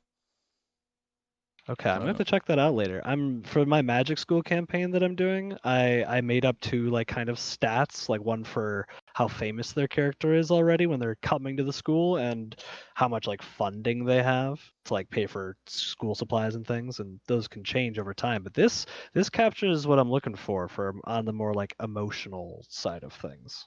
yeah, So that's definitely what it felt like. It's not really like a dungeon crawl or like I'm doing this big war thing where it doesn't seem quite as relevant, but right. It's um, it's more yeah, about the role play and the smaller, more like human moments, those social moments in a yes, way. exactly, yeah, Yeah, I like that. I think I might steal that. yeah. what I was thinking for the magic school thing you were talking about, Yeah. isn't the Strixhaven supplement that they made like Yeah. perfect for that? Yeah. I bought it because of it. I was like, because my players, it was very funny because around the time I was kind of like chatting with my players. I'm like, what kind of campaign could be fun? We could do like a Magic Hat in Hyrend because they have these, magic academies everywhere. We could do one of those, and it'd be, like a Harry Potter campaign. And around that time, Strixhaven was, I think, announced, or it was announced shortly after, or something like that. And I was like, holy crap. So I bought it, and I built the school kind of around it. I used a lot of the same like principles with the way they sorted the houses, the different colleges, you could say. Right. I followed a lot of that because I wanted it to feel like the Strixhaven. Because at the time I was like, what if I made it so you could adapt it? I could just use everything from here and use this part of it. I ended up later making changes and writing my own stuff, but I based a lot of it on that and a lot of the ideas there. So yeah, it was perfect for it. It was good timing, really. I was gonna say another thing you could use for the fame portion is there's the rules for honor from third edition Okay. I'm making a that list here. are somewhat relevant. I'm not sure if it's quite what you're looking for, but it's like good characters are considered more honorable, and then you get more points based off of like deeds that you've accomplished. Um, it might not be quite right for like a magic school setting though, so I'm not sure it's the right thing to do. It may be able to. I'll check it out because part of this campaign is that they're gonna be fighting each other at the end, and they know that from the beginning. Their characters even know that from the beginning. They're gonna have to enter this big tournament, this wizard tournament at the end, and so there's like a little chance for some like backstab. There's a little bit of chance to be like a little bit nefarious. Like in part of my notes I'm sending them and stuff, and gonna be telling them is that like they can make an evil character in this campaign pretty easily as long as they're like lowercase e. So having that honor can actually be pretty good too. The fame was more like, because I'm trying to pull off the high school / college vibe almost. A lot of those Right. fun stereotypes and cliches to play around, and so the fame idea was that hey, like if you're coming to school, maybe you have like a reputation already, because your parents are nobles or something. Um, Right. I think this works really well for at least guiding how I may want to do that fame over the course of their years and as their score changes. So it'll be good to look at. Thank Yeah. you. And also for the funding portion, um, that reminds me a lot of how D20 Modern uses a wealth system Yeah. Okay. where you have like a wealth number, like I don't know, someone who works at McDonald's has like wealth 5, where they can barely afford an apartment and have to worry about eating occasionally. Mm-hmm. And then it moves up from there. So your wealth level kind of sets what you can afford. So if there's something that is a wealth level 5 item, Mm-hmm. a person who is at wealth level 5 can have it. Right. And then they can get like 1/6 item every month or something, Okay. 1/7 item every year, and anything above that they have to roll to afford it. And if they do buy it, their wealth level drops by 1. Right, because you're tanking your wealth at that point Yeah, just to get because the item. yeah, like you have to sell your couch or something to afford the Right. new Right. TV. Okay. And Yeah. then like there's stuff that happens throughout the campaign that raises your wealth level, and then obviously spending is what decreases it. Yeah. That's honestly pretty close to what I had in mind. The idea was that like maybe there's like a patron that's sponsoring them to go to school, or maybe like I have these like guilds in Hyrend. They're organizations, almost like big companies essentially that have grown so broad they're not just this one purpose they started as. Now they're just big guilds. Mhm. And so like maybe the guild is sponsoring them, and so they are able to go to school with high funding, get all the resources they need when they go to learn their new spells or invent new spells, which will be part of it. They'll have access to way more books, way more materials. But then, obviously, like I said, as things change over the campaign, their funding may change. Maybe they do something that brings them, their patron doesn't like it, or whoever's sponsoring them doesn't like it, and that lowers. They lose some of Right. that, or maybe all of it. Or maybe they're not so well funded and they come to school, they make a name for themselves, and someone notices and picks them up, kind of. So, yeah, it sounds very similar to what I was going. That was the D20 system you said? D20 modern. D20 modern. Yes, this I think it was made by Wizards of the Coast, where it was one of the offshoots of third edition, Okay. where they had a bunch of rules for trying to make it work for anything people wanted to run in a modern setting. Um, so the issue with that one is then you have to decide like what the wealth level of every item is. Yeah, I can see that being challenging. Yeah, so you have like a guideline in the book of like, okay, so like a car costs this much for a nice car, so that's $30,000. So anything that's $30,000 is going to be that same wealth level of item, right? That makes sense. Of course, yeah. But it's much harder to do that for a fantasy system where you don't have like just look up the price and then there's the wealth level item. Right, right. It's a little bit hard than that, yeah. Yeah. That sounds like it'd be challenging to do to decide a wealth level. But I guess you kind of could as like a big rule of thumb, you know. Something that costs 5 gold is obviously gonna be very different than something that costs like, 10,000. So kind of makes sense. If you wanted to do kind of a hack for the 2d20 system where like motivation matters, there is something on page 264 of the Dungeon Master's Guide for 5th edition where your proficiency bonus isn't related to like skills that you have, but instead is related to your motivation. Okay. So instead of picking like skills and other stuff that you're proficient in, you basically have to kind of decide your character's motivations, and then whenever you do something your character is really motivated to do, your proficiency bonus applies. Okay, And I if see, I not, it see. doesn't. I imagine with some groups that may be harder to do if they're the type who maybe like want to get every little edge they can.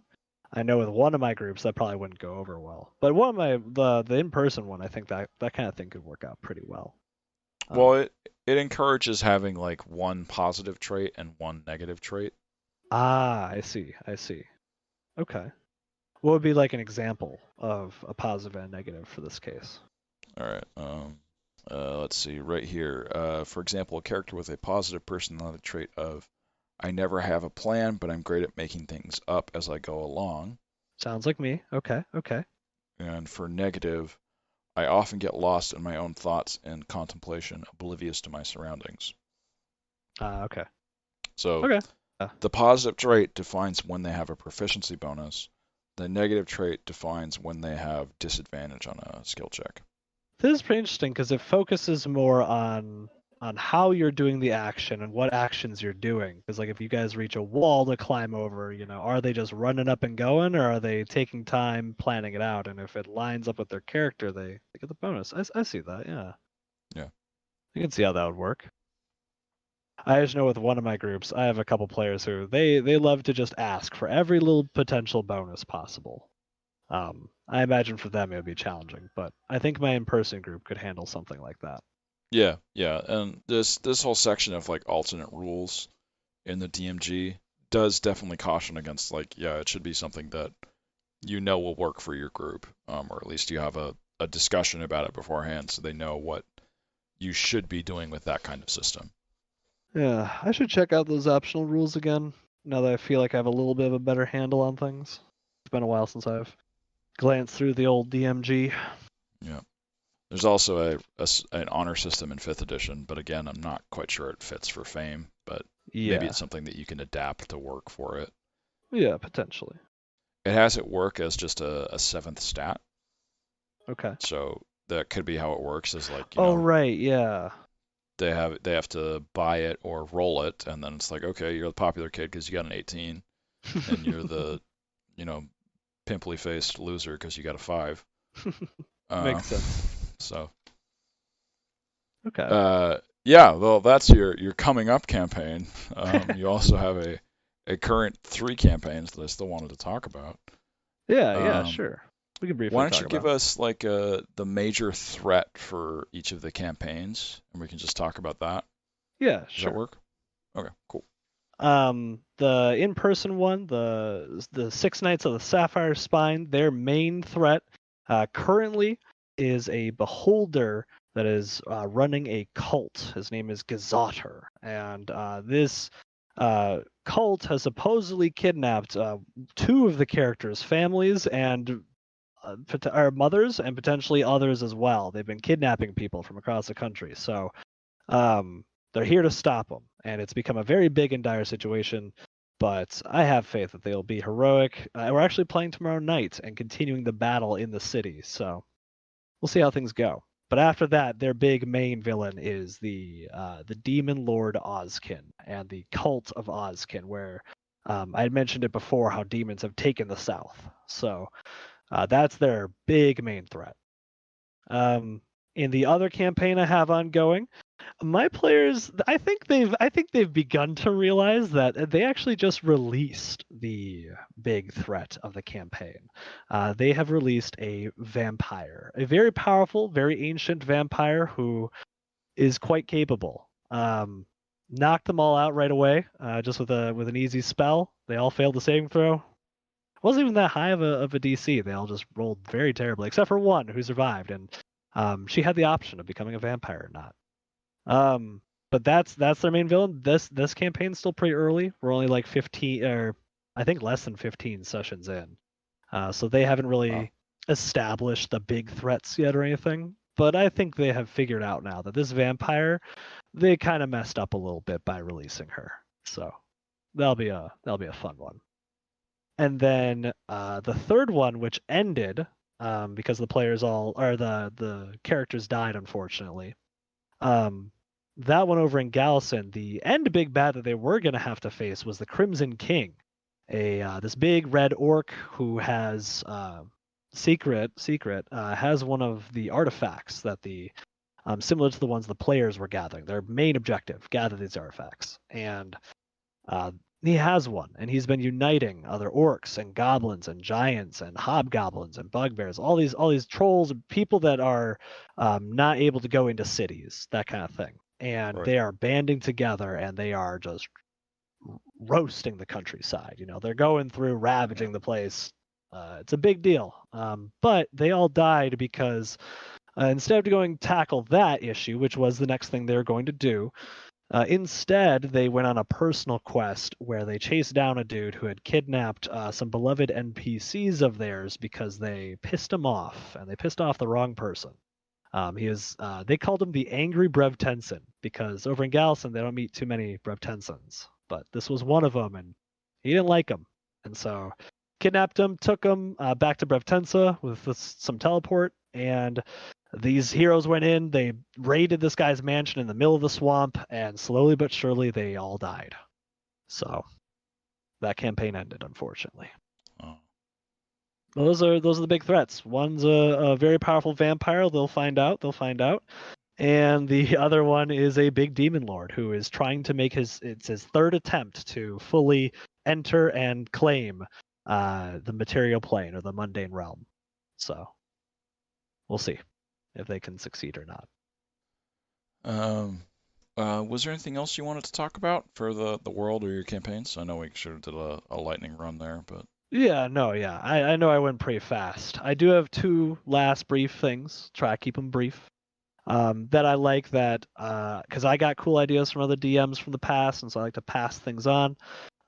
One that I took from a past DM was called the Trinax Trials. He didn't have the name for that, but it's one of those choose your random dungeon type things. You wake uh-huh. up in a room, there's three doors in front of you. One shows a sword, one shows a shield, one shows a bow, and your group can only go in one, and you gotta fight whatever's inside or take care of whatever's inside, solve the puzzle. But it's all these choose your own that kind of eventually weave their way through just a bunch of these random fun dungeons. I like doing that for like one shots or like interludes in a campaign. But in my lore, Trinax is this the most powerful wizard and just steals adventurers away for fun, basically, as very bored wizards do. The other thing is the Care Hog. and this has been a uniting factor in all my bigger, newer campaigns so far, is around level 10, players eventually learn about something called the Carehog. It is a group of Godzilla-sized dragons and monsters or creatures that are like a council of guardians almost. They try to protect the world. They try to protect the realm generally. But each of them has their very own philosophies. Each of them has their very own motivations. And my players, the campaign that succeeded, actually killed one of them. Oh. But in order to meet these Carehog, you have to go through a set of trials, and it's these plane hopping, crazy trials, similar to the Trinax trials, but more wild and crazy. Like 1 minute, you're underground in a magma pool, and you're trying to fight your way across a bunch of fire newts as this terrible Groudon-like Godzilla is laughing at you. And then suddenly the next minute you're in a never-ending mansion party and you have to find the way out, but no one knows where it is. And you have to kind of talk to people and figure out who knows where the exit is and how to get there. So it's just this fun, random sort of craziness. And it's a very central part of my game now and my world building. So it's one of the things I'm more proud of when it comes to stuff I've made. Cool. But yeah, other than that, my last brief thing for my players, because I know some of them might listen to this, I wanted to like give them something cool if they did listen this far, if that's okay. Yeah, sure. Okay. My secret for those of my players who have been listening is somewhere in my game there is a pile of gold. This pile of gold has millions of gold in it. I did steal this idea from a thread very long ago. Any gold you take from the pile will go back to the pile within a year. And when you take gold from the pile, creatures within a certain many miles radius will know that gold has been taken, and they'll know the relative direction. And so it's this like fun puzzle trap. And this puzzle trap was created by a specific character in my world. And if one of my players can message me and tell me who this character is, they will receive a reward from that character. So that is my kind of my thing. And that last piece is a hint for my players, because if they've been paying attention, they should be able to figure it out, I think. All right, that's pretty cool. Yeah, fun little thing for them. Otherwise, that's everything I have, I think. I don't think we ever had like a teaser for the game on the podcast yet. Well, yeah, I thought it'd be fun because I don't know how many of them are actually going to listen to the whole thing. So if they do, Oh, neat. It's a potential rewarding game for them. But we'll see. I had another question. You mentioned in your survey that you had like the Zer'Sun and Drothal materials. Oh Do you my want to talk a bit god, more about yeah, that? I completely forgot. Holy cow. Okay, lightning round, real quick. You want me to talk about them? Yeah. Okay, sorry. Real quick, I've got two items in my setting. A lot of the theme is light versus dark in my setting, and I've got these two opposing materials. One of them is pure magic. My players once poured this down a kid's throat, and he took on a kraken, supercharged like Goku. They once fed it to a politician, and he went loopy and crazy and embarrassed himself and ruined his campaign, his political campaign. They once blew up a city because they gave it to someone who was way too powerful, and it just reacted violently, and so they blew up like 100,000 people. Crazy magical power, raw and concentrated in physical form. You can find in crystals or liquids or gas. My players haven't interacted with it a ton because it is a bit more rare, except for that very first crazy campaign, because there's just a lot there. But some of my groups have been close. They've found pieces of it or have some. Right. One player recently received one as a necklace as a reward, which allows them to do some special stuff, which deals kind of with the next piece, which is Drothal, the opposite of Zer'Sun. Where Zer'Sun is all magic, Drothal is anti-magic. It's a dark metal. The big sort of secret that one of my groups has learned is that it comes from a huge meteorite called the Godfell. And it's just this massive thing that actually created the Noman Sea in the center of the land very long ago. But this Drothal, it is forged like Damascus, so usually in layers, and it's a special technique that only a group of Drow currently know. in the world. One of my players Okay. is from that group of drow, and this allows you to break or repel or absorb or completely destroy magical enchantments, depending on the style that it was crafted in. And some are more rare than others. But for example, one of my players has a sword that is just a regular neutral style, so magic can't affect the sword.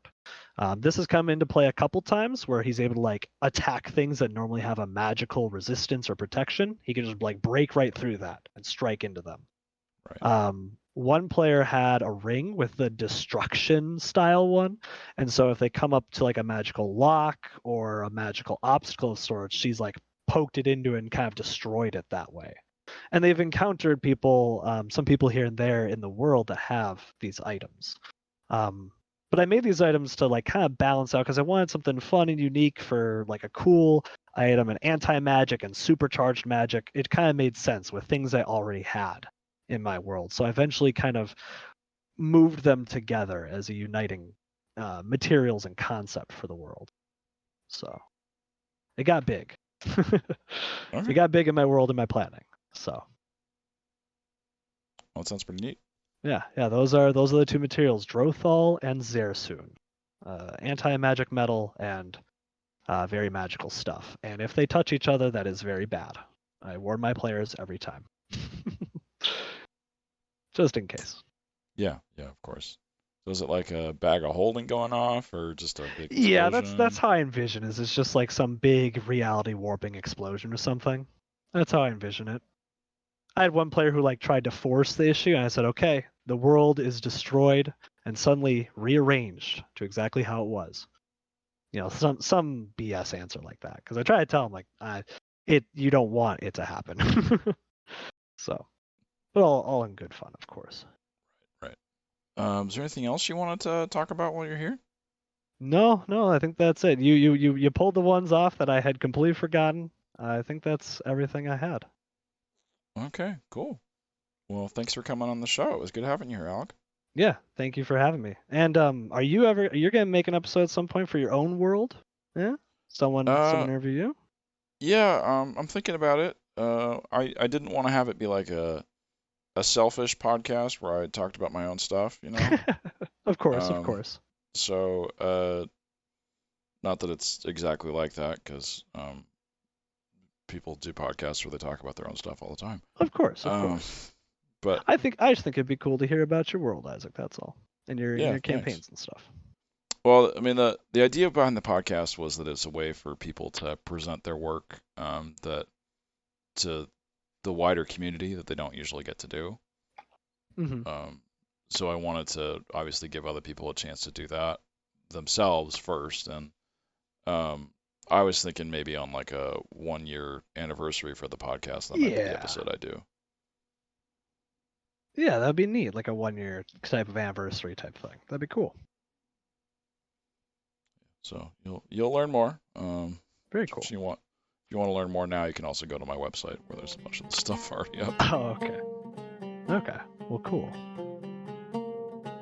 That's everything I had though. Thanks for having me on. Yeah. Thank you for coming.